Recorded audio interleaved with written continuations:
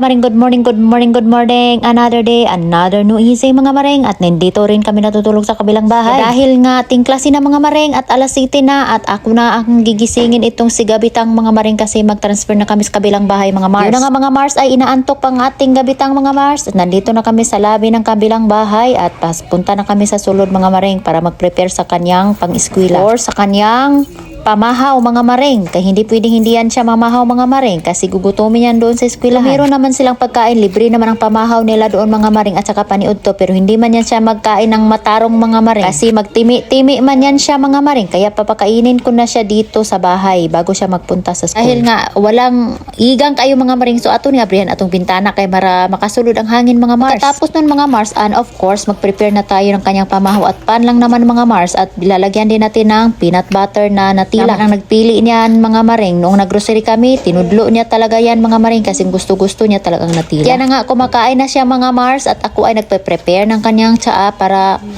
barley pa naman yan mga Mars. Ang mahal para lang yan sa kanya. Kaon man yan kasi mga Mars ay masakitin man yan siya na bata mga Mars. At saka prepare na rin tayo ng kanyang bag at ang kanyang bag mga Mars ay bago yan. Sira na kasi yung kanyang daan nga bag mga Mars kaya binilihan namin siya kahapon ng bag at saka nilagyan ko rin ng snacks. Nagre-reklamo siya mga Mars bakit siya walang snacks. Yung mga classmate niya meron. Hala maglagay tayo ng snacks. Mag-prepare na tayo ng kanyang uniform mga Mars kasi hindi pwedeng hindi mag-uniform kasi ganyan naman talaga pag mag-eskwela. Mag-uniform ka talaga. Of course dahil nga complete predicate sapatusin din natin siya mga Mars ng bago din ng mga Mars kasi ang laki-laki ng kanyang katiilan. Yan nga sapatos ang ganahan ni Gabitang mga maring. Ayaw niya nang may listong-listong kasi nakatatagal mga maring no. Yan gusto niya snap-on lang siya. Yan na ba? Dayon sulog lang nimo siya imo lang dayon siya iana. Puti magud kay itong kanang na-zipper. Mana ka? Nagsaks na ka? Puti kay itong na-zipper kay zipper kanang liston kay ana-ana pa kanina kan dito sunas nimo suoton ay imo lang siya iana daw. Palitan ni siya gahapon kay ayang dako na kaayo.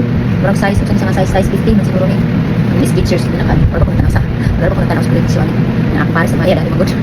Yan na nga, nagkarapatos na si Gabitang mga Mars at naghihirapan siya sa kalisod mga Mars. Iba pa naman yan sa magsapatos. Yung slacks niya mga Mars, isuksok niya sa iyang socks. Munang akong gisang gikasabaan kay di na mao. Dahil nga mga Mars walang easy, hindi ako makakatulog ulit. Hala, magsama kami ni Diwa kay para malingaw-lingaw naman kami mga Mars. Alright, pasok long lingning Diwa kasi magsama tayo sa kamo kayong nabubulol ako mga Mars basta magre-recording ako mga Mars. Asya, dagdagan ang sasakyan. Malapit lang naman school ni Gabitang mga Mars. Kung lalakarin mo siguro nasa mga 25 minutes o 10 minutes. Hindi siguro 25 minutes siguro. At nagbaba na kami mga Mars. Ayan, bumaba na rin si Diwangwang. Hindi ako magsama. Nandito lang ako maghintay sa sasakyan. Hala, I forgot. Patay, tomorrow na lang. Kaguto na din ako. Diwa, sama ka na doon. Maghintay lang ako dito. Ayaw ko maglakad-lakad na nakapangbahay lang si Maring Tats. Nandito na sila at mag-uwi na kami ng mga Mars kasi may mag-repair ng easy namin ngayon sa bahay. May dumaan sa likod ng eskwelahan mga Mars. Ayan, malapit na kami sa bahay mga Mars. At yun na nga, mayroon ng nag-ano ng easy. Since Thursday. Telling me. Yeah. Thursday. Why you? Oh, so you try to. That's what he. So I think I called you.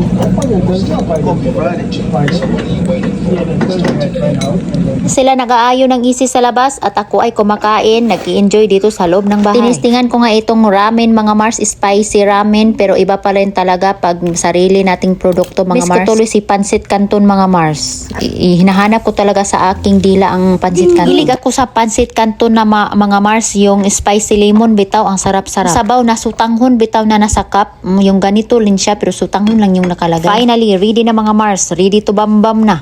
Hello mga Mars! Let's eat! This is it! Pansit! Hot, mommy. It's hot. Very, very hot.